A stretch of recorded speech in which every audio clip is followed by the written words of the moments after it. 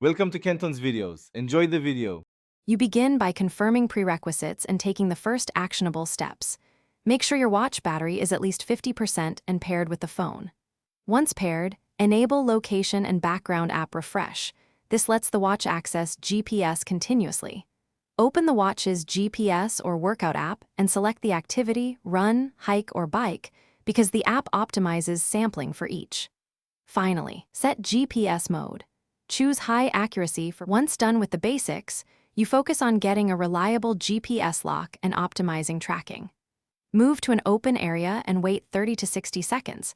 Satellites need line of sight, so don't start under dense canopy or between tall buildings. If your watch supports multiple satellite systems, enable GLONASS or Galileo to improve fixed speed and accuracy. Make sure your watch displays a solid GPS icon or a visible map trace before you begin. Only then tap Start to record accurate distance, and to finish, stop the activity and save it so your route syncs to the phone app for review and backup. Once saved, check distance and elevation. Make sure metrics look reasonable. If you see gaps or erratic lines, try one quick fix. Toggle GPS off and on, restart the watch, and recalibrate the compass. These often resolve drift. If problems persist, update firmware and clear the app cache.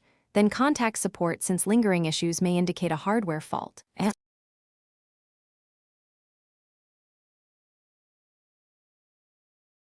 Thanks for watching. Consider subscribing if we helped you.